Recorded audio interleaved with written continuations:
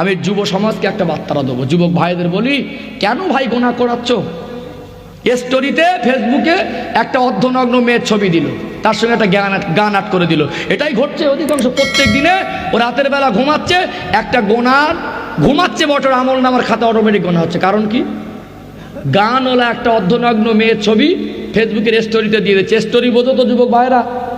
কেন দেবো ভাই? আমি মুসলমান। কিছু অপদার্থ অযোগ্য স্বামী আছে, নিজেকে বড় শিক্ষিত মনে করে, ইসলামী বিধানের মূল্য দেয় না, জানে শোনে আমার ওয়াইফের অর্ধনগ্ন ছবিটা আমি ফেসবুকে পোস্ট করতে পারি না, কিন্তু কি করে? কোথাও বেড়াতে গেল, আপনাদের মুর্শিদাবাদের বিখ্যাত জায়গা কি হাজারদুয়ারি, তাই তো নাকি?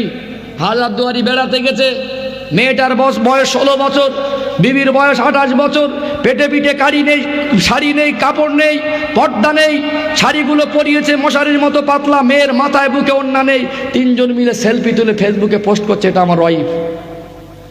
আরো কষ্টের সঙ্গে বলি, বিবাহ করতে গেছে একটা যুবক ছেলে, সবে মাত্র বিবিকে নিয়ে গাড়িতে উঠেছে, এখনো ঘরে আসেনি, তার আগে সেলফি তুলে স্টোরিতে দিয়েছে, এটা আমার বিবি। মেয়েটাকে সাজানো আছে শরিয়াত মোতাবেক নয়, নেটের মতো পাতলা একটা ওড়না, গলায় ফুলের তোড়া, মেয়েটার মেকআপ করা, এত পাতলা শাড়ি পরিয়েছে, পেটের পিঠের বুকের অংশ দেখা যাচ্ছে। ওই যুবক সবে মাত্র বিবাহ বন্ধনে আবদ্ধ হয়েছে, যখনই বিবাহ সম্পূর্ণ হয়েছে তখন থেকে ওর স্ত্রী ওর জন্য হালাল, ওর উপরে দায়িত্ব এসে গেছে। বিবির ছবিটা অর্ধনগ্ন করে ফেসবুকে ছাড়া শরিয়াতকে পারমিশন দেয়নি। আজ হারাম কাজ করার কারণে আপনি গুনাহগার হচ্ছেন, আর তার ইফেক্টটাও অন্য জায়গায় পড়ছে। ওই বিবিটা 6 মাস ওইনোর বন্ধুর সঙ্গে পালিয়ে গেছে, দেখছে। তাই তো আমার বিবিটা তো সুন্দরী না, এই বন্ধুর বিবিটা আমার ফেসবুকে দেখেছে, কোনো কোনো মিষ্টি মিঠাই নিয়ে বাড়ি গিয়ে বন্ধুত্ব করে 2 দিন 4 দিন, হুজুর আমার বউ পালিয়েছে। এর পিছনে তুমি দায়বদ্ধ নয়। তুমি কেন হারাম কাজ করছো? হারাম কাজ করলে পদে পদে বিপদ হবে। অনেক যুবক ছেলে আছে, আজ দেখছি মোবাইলে রিংটনে গান বাজে। কেন ভাই? আমরা শ্রেষ্ঠ নবীর উম্মত, তোমরা আমার ভাই, আজ তোমাদের ফোনে কেন রিংটনে গান বাজবে? কলার টোনে তুমি কেন গান সেট করেছো? তুমি কেন গুনাহ করাচ্ছ?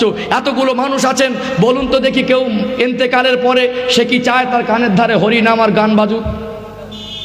কথা বুঝতে পারেননি? আপনি বেঁচে থাকবেন কতক্ষণ কি গ্যারান্টি আছে?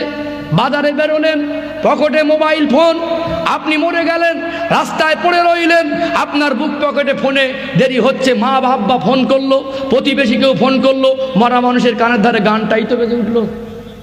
এতটুকু বিবেক নেই, এতটুকু বুদ্ধি নেই।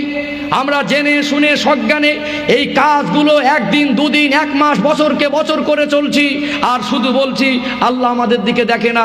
আল্লাহ বড় দয়াময়, আল্লাহ বড় মেহেরবান, বান্দাকে এত ভালোবাসে। আসমান আর জমিনের নিচে যতটা খালি জায়গা, এত বড় পরিমাণ যদি কারুর গুনার বোঝা হয়ে যায়, পৃথিবীর সব থেকে যদি বড় গুনাহগার হয়, ওই গুনাহগারের গুনাহ যত বেশি হোক, আমার আল্লাহর দয়া ওই গুনাহগারের উপরে তার থেকে আরো বেশি। জোরে বলেন সুবহানাল্লাহ। একটু ব্যাখ্যা দেই।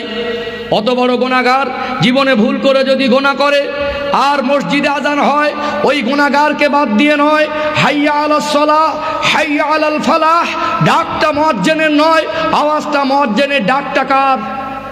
সবাই মিলে জোরে বলেন, ডাকটা কার? আরো জোরে বলেন, ডাকটা কার? হাইয়া আলাস সালাহ।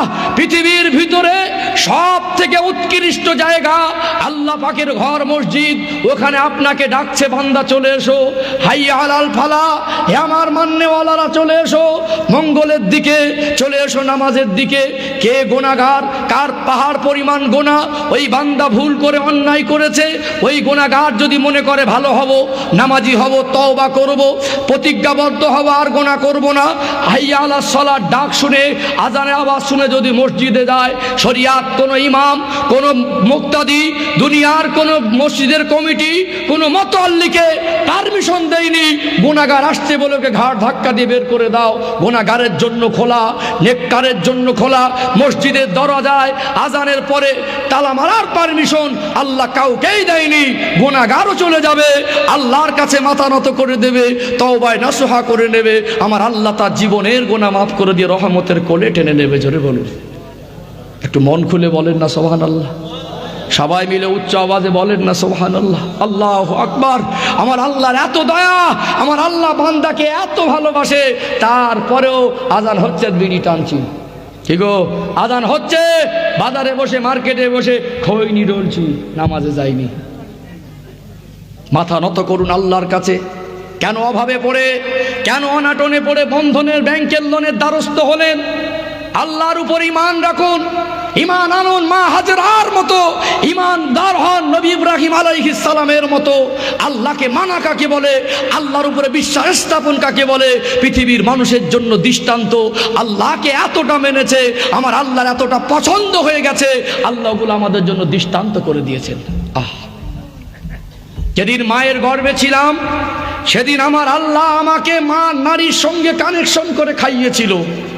মা হসপিটালের বেডে, অপারেশন থিয়েটারে, ওটি রুমে মাকে ডক্টর সিজার করছে। মা মনে মনে করছে দুনিয়া ছেড়ে হয়তো চলে যাব, বাচ্চা দুনিয়ায় আসবে। মানুষের তৈরি শক্ত খাবার ক্ষমতা তার ছিল না। ওই বাচ্চা মায়ের গর্ভে থেকে ডাক্তার পেটের থেকে টেনে উপরে বার করছে, তার আগে আমার আল্লাহ বাচ্চার রুজিটা মার স্থানে দিয়েছে। জোরে বলুন, আল্লাহকে বলবেন, আল্লাহ আমার সামান্য বিপদ, একটু অর্থের প্রয়োজন, এর জন্য আপনি যেখানে হারাম করেছেন আমি বন্ধনের ব্যাংকের দ্বারস্থ হতে পারি না, ওটা তো আপনি নিষেধ করেছেন। আল্লাহ আমি আপনাকে মেনেছি, আপনার হুকুম আমি অমান্য করতে পারবো না। আপনাকে ভয় করি আল্লাহ, আপনার প্রতি বিশ্বাস করি। আল্লাহ কত কাফের, কত মুশরিক, কত মুনাফিক, আল্লাহ কত নাদান, তারা আপনাকে মানে না, তাদের আপনি খাওয়াচ্ছেন।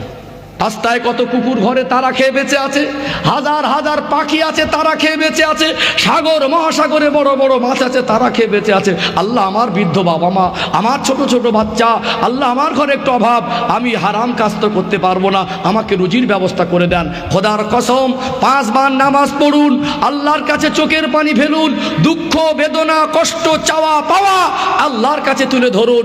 যে বান্দার মাথা 5 বার নত হবে, আল্লাহর কাছে প্রকৃত সেজদা দেনেওয়ালা হয়ে যাবে, আমার আল্লাহ ওই ব্যক্তির মাথাটা পৃথিবীর কাছে উঁচু করে দেবে। জোরে বলেন, কিছু বুঝতে পারছেন কি?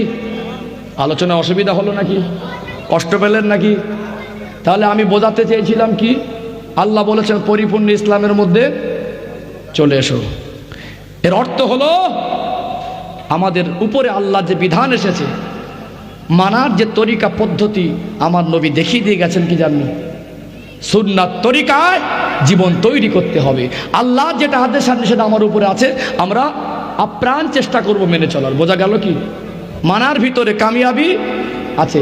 আমাদের উপরে যে কটা হুকুম এসেছে একটাও বোঝা ভারী নয়, যেটা পারবো না আল্লাহ হুকুম করি না। অতএব করছি না বদমাইশি, বোন ভালো করেন, দাড়ি ছেড়ে দেন, মিথ্যা বর্জন করেন, পেশাব করে পানি নেন। আজ ক্যারাম বোর্ড খেলেন, 8 ঘন্টা মাজায় ব্যথা হয় না। চায়ের দোকানে গিয়ে মুসলমানের পিছনে কাঁটি মারেন, তখন অসুবিধা হয় না। মসজিদে গেলে শিরায় ব্যথা, গেরোয় ব্যথা, হাড়ে ব্যথা, মাজায় ব্যথা, কোমরে ব্যথা, সব ব্যথা চাগায়। কথা বুঝতে পারেননি? আল্লাহর কাছে কাঁদুন, জামাতে নামাজ পড়ুন, বিবিদের প্রতি ভালোবাসা দিয়ে মোহাব্বত দিয়ে বোঝান, বাচ্চাদেরকে খেয়াল রাখুন, ঘরের পরিবেশ ঠিক করুন। দেখবেন আমরা যখন আল্লাহর বিধান মেনে চলবো, আল্লাহর রহমত দয়া আমাদের উপরে বর্ষিত হবে।